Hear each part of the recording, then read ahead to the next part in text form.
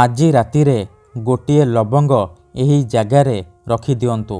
Guarantee ଦେଉଛି ସେ ନାରୀ 5 ମିନିଟ୍ରେ ତୁମ ପାଖକୁ ଆସିବ। ଯାହା ଚାହିଁବେ ତାହା କରିବ।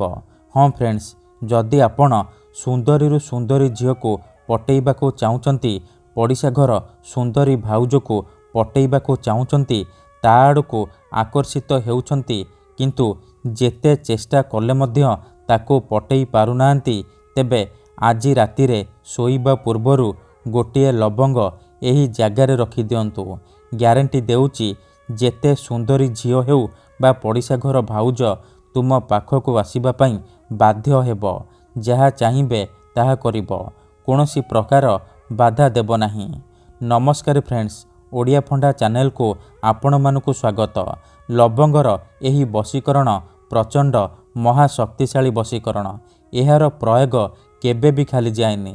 ଯେଉଁ ଝିଅ ବା ବିବାହିତା ମହିଳା ଉପରେ ଆପଣ ଏହି ବଶୀକରଣକୁ ମାତ୍ର ଗୋଟିଏ ଥର ପ୍ରୟୋଗ କରିଦେବେ, 5 ମିନିଟ୍ରେ ପ୍ରଭାବ ପଡ଼ିବା ଆରମ୍ଭ ହୋଇଯିବ। ସେହି ସମୟଠାରୁ ସେ ଝିଅ ହେଉ ବା ବିବାହିତା ଭାଉଜ ଖାଲି ଆପଣଙ୍କ କଥା ଭାବିବ, ଆପଣଙ୍କ ପାଖକୁ ଆସିବା ପାଇଁ ଛଟପଟ ହେବ। ଯେପର୍ଯ୍ୟନ୍ତ ଆପଣଙ୍କ ପାଖକୁ ଆସିନି, ଆପଣଙ୍କ ସହିତ ସମ୍ପର୍କ ରଖିନି, ସିଏ ଗୋଟେ ମୁହୂର୍ତ୍ତ ବି ରହିପାରିବନି। ଏହି ବଶୀକରଣ ସାହାଯ୍ୟରେ ଆପଣ ଶାଶୁ, ନଣନ୍ଦ, ଦିଅର, ଭାଉଜ କାହାକୁ ବି ନିଜ ବଶରେ କରିପାରିବେ। ତାକୁ ପଟେଇ ତାଠାରୁ ନିଜର ମନ ମୁତାବକ କାମ ହାସଲ କରିପାରିବେ।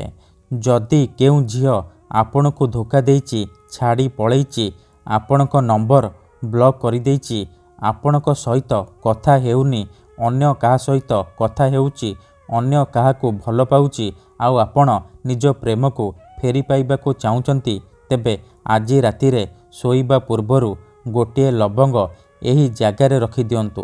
ଗ୍ୟାରେଣ୍ଟି ଦେଉଛି ଆପଣଙ୍କ ପ୍ରେମିକା ବା ପ୍ରେମିକ ଯେତେ ଦୂରରେ ଥିଲେ ମଧ୍ୟ ରାତିଦିନ ଆପଣଙ୍କ କଥା ଭାବିବ। ନିଜେ ଆସିବ, ଆପଣଙ୍କର ପାଦ ତଳେ ପଡ଼ିବ, ଆପଣଙ୍କୁ ଭଲ ପାଉଛି ବୋଲି କହିବ। ଏହି ବଶୀକରଣ ଦୁନିଆର ସବୁଠାରୁ ସହଜ କିନ୍ତୁ ମହାଶକ୍ତିଶାଳୀ ବଶୀକରଣ। ତେଣୁ ଏହାକୁ ଆପଣ ଭାବିଚିନ୍ତି ପ୍ରୟୋଗ କରିବେ। ଏହି ବଶୀକରଣ କରିବା ପାଇଁ ଆପଣଙ୍କୁ କୌଣସି ପ୍ରକାର କଷ୍ଟ କାମ କରିବାକୁ ପଡ଼ିବନି, କିମ୍ବା କିଛି ବି ମନ୍ତ୍ରତନ୍ତ୍ର କରିବାକୁ ପଡ଼ିବନି, କିମ୍ବା କିଛି ବି ପଇସା ଖର୍ଚ୍ଚ କରିବାକୁ ପଡ଼ିବନି। ଆପଣ ନିଜ ଘରେ ବସି ବସି ବିନା କୌଣସି ପଇସା ଖର୍ଚ୍ଚ କରି, ବିନା କୌଣସି ମନ୍ତ୍ରତନ୍ତ୍ର କରି ନିଜ ପସନ୍ଦର ସୁନ୍ଦରୀରୁ ସୁନ୍ଦରୀ ଝିଅକୁ ପଟେଇ ପାରିବେ। ପଡ଼ିଶା ଘର ସୁନ୍ଦରୀ ଭାଉଜଠାରୁ ନିଜର ମନ ମୁତାବକ କାମ ହାସଲ କରିପାରିବେ। ହଁ ଫ୍ରେଣ୍ଡସ୍, କେବଳ ଗୋଟିଏ ଲବଙ୍ଗର ସାହାଯ୍ୟରେ। ଗୋଟିଏ ଲବଙ୍ଗର ସାହାଯ୍ୟରେ ଆପଣ ନିଜ ପସନ୍ଦର ଝିଅକୁ ପଟେଇ ପାରିବେ। ଏହି ବଶୀକରଣ ବିଧିକୁ ଆପଣ କିପରି କରିବେ, କେମିତି କରିବେ, ଏହାର ପ୍ରୟୋଗ ବିଧି କ'ଣ, ମୁଁ ଆପଣଙ୍କୁ ଶିଖେଇବି। ସମ୍ପୂର୍ଣ୍ଣ ପ୍ରୟୋଗ ବିଧି ଠିକ୍ ଭାବରେ ଶିଖେଇବି। ଜାଣିବା ପାଇଁ ମୋର ଆପଣମାନଙ୍କୁ ଅନୁରୋଧ କି ଆପଣ ଭିଡ଼ିଓଟିକୁ ମୂଳରୁ ଶେଷ ପର୍ଯ୍ୟନ୍ତ ପୁରା ଧ୍ୟାନ ସହିତ ଦେଖିବେ। ଅଧାରୁ ଛାଡ଼ିକି ପଳେଇଲେ କିମ୍ବା କାଟି କାଟି ଦେଖିଲେ ଆପଣ କିଛି ବି ବୁଝିପାରିବେନି। ପରେ ଆପଣ କହିବେ, ଗୁରୁଜୀ ଆପଣଙ୍କର ବଶୀକରଣ କାମ କରୁନି।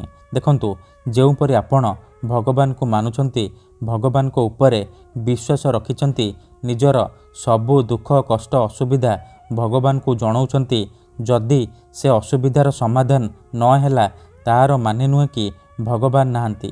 ସେହିପରି ତନ୍ତ୍ର ମନ୍ତ୍ର ହୁଏ, ବଶୀକରଣ କାମ କରେ, କିନ୍ତୁ ଏହାକୁ ଆପଣଙ୍କୁ ସିଦ୍ଧ କରିବାକୁ ପଡ଼ିବ।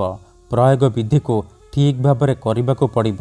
ମୁଁ ଆପଣଙ୍କୁ ଯେମିତି ଶିଖେଇବି, ଆପଣଙ୍କୁ ଠିକ୍ ସେହିପରି କରିବାକୁ ପଡ଼ିବ।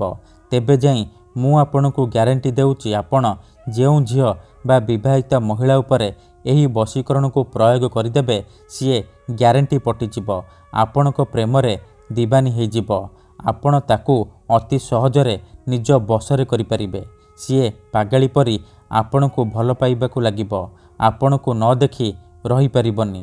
ତେବେ ବିଧିଟି ଜାଣିବା ପୂର୍ବରୁ ମୋର ଗୋଟିଏ ଅନୁରୋଧ କି, ଯଦି ଆପଣ ଆମ ଚ୍ୟାନେଲକୁ ନୂଆ ଆସିଛନ୍ତି, ତେବେ ଦୟାକରି ଚ୍ୟାନେଲକୁ ସବସ୍କ୍ରାଇବ୍ କରି ପାଖରେ ଥିବା ବେଲ୍ ଆଇକନ୍କୁ ମଧ୍ୟ ଦବାଇ ଦିଅନ୍ତୁ, ଯାହାଦ୍ୱାରା ଆମେ ଯେଉଁ ବି ଭିଡ଼ିଓ ଅପଲୋଡ଼ କରିବୁ ସର୍ବପ୍ରଥମେ ଆପଣ ଦେଖିପାରିବେ ଆଉ ତା'ର ଲାଭ ପାଇପାରିବେ। ତେବେ ମନେ ରଖନ୍ତୁ, ଏହି ବଶୀକରଣ ବିଧିକୁ ଆପଣ କେବଳ ଶୁକ୍ରବାର ଦିନ କରିବେ। ରାତିରେ ଶୋଇବା ପୂର୍ବରୁ କରିବେ। ବିଧିଟି କରିବା ପୂର୍ବରୁ ଭଲ ଭାବରେ ହାତ ଗୋଡ଼ ମୁହଁ ଧୋଇକି ସଫା ବସ୍ତ୍ର ପିନ୍ଧିକି ଆପଣ ଏହି ବଶୀକରଣ ବିଧିକୁ ଆରମ୍ଭ କରିବେ। ପ୍ରଥମେ ଆପଣ କ'ଣ କରିବେ, ଗୋଟିଏ ଲବଙ୍ଗ ଆଣିବେ, ଖଣ୍ଡେ ସାଧା କାଗଜ ଆଣିବେ, ଆଉ କଳା କଲମ ଆଣିବେ, ଆଉ ଅଳ୍ପ ଟିକେ ଲାଲ ସିନ୍ଦୁର ଆଣିବେ। ଏତିକି ଜିନିଷ ଆଣିସାରିବା ପରେ ଆପଣ କ'ଣ କରିବେ, ନିଜର ଶୋଇବା ସେଜ ଉପରେ ବା ବିଛଣା ଉପରେ ବସି ପଡ଼ିବେ। ଧ୍ୟାନ ରଖିବେ ଯେମିତି ଆପଣଙ୍କୁ କେହି ଦେଖିବେନି କିମ୍ବା ଅଧାରୁ ଡାକିବେନି। ତାପରେ ଯେଉଁ କାଗଜ ଆଣିଛନ୍ତି ସେହି କାଗଜରେ କଳା କଲମର ସାହାଯ୍ୟରେ ପ୍ରଥମେ ଆପଣ ସେଇ ଝିଅ ବା ସ୍ତ୍ରୀର ନାମ ଲେଖିବେ ଯାହାକୁ ଆପଣ ପଟେଇବାକୁ ଚାହୁଁଛନ୍ତି, ଆଉ ତା ପାଖରେ ଆପଣ ନିଜର ନାମ ଲେଖିବେ। ନାମ ଲେଖିସାରିବା ପରେ ଆପଣ ସେ କାଗଜରେ ଭଲ ଭାବରେ ସିନ୍ଦୁର ଲଗାଇଦେବେ। ତାପରେ ଯେଉଁ ଲବଙ୍ଗ ଆଣିଛନ୍ତି ସେ ଲବଙ୍ଗକୁ ଡାହାଣ ହାତରେ ମୁଠେଇକି ଧରିବେ, ଆଉ ଆଖି ବନ୍ଦ କରିକି ସେଇ ଝିଅ ବା ନାରୀକୁ ମନେ ମନେ ଭାବିବେ। ତାର ମୁହଁକୁ ନିଜ ମନରେ ଭାବିବେ। ତାପରେ 11 ଥର ସେଇ ଝିଅ ବା ସ୍ତ୍ରୀର ନାମ କହିବେ। ତାପରେ ମୁଠା ଖୋଲିବେ, ଆଉ ସେ ଲବଙ୍ଗରେ 3 ଥର ଫୁଙ୍କିଦେବେ। ଏତିକି କରିସାରିବା ପରେ ସେ ଲବଙ୍ଗକୁ ସେ ଯେଉଁ କାଗଜରେ ନାଁ ଲେଖିଛନ୍ତି ସେ କାଗଜ ଉପରେ ରଖିଦେବେ। ତାପରେ ସେ କାଗଜ ଆଉ ଲବଙ୍ଗକୁ ଭଲ ଭାବରେ ମୋଡ଼ିକି ନିଜର ତକିଆ ତଳେ ରଖିକି ଶୋଇପଡ଼ିବେ। ଏତିକି କରିକି ଦେଖନ୍ତୁ, ଗ୍ୟାରେଣ୍ଟି ଦେଉଛି ଏପଟେ ଆପଣ ଏହି ବିଧିକୁ କରିବା ମାତ୍ରେ 5 ମିନିଟ୍ରେ ପ୍ରଭାବ ପଡ଼ିବା ଆରମ୍ଭ ହୋଇଯିବ। ସେ ଝିଅ ହେଉ ବା ବିବାହିତା ଭାଉଜ ଆପଣଙ୍କ ଆଡ଼କୁ ଆକର୍ଷିତ ହେବାକୁ ଲାଗିବ। ମନେ ରଖନ୍ତୁ, ତା ପରଦିନ ଯେତେବେଳେ ଆପଣ ସକାଳୁ ଉଠିବେ ସେ କାଗଜ ଆଉ ଲବଙ୍ଗକୁ ନେଇକି ଘର ବାହାରେ ଜାଳିଦେବେ। ଧନ୍ୟବାଦ।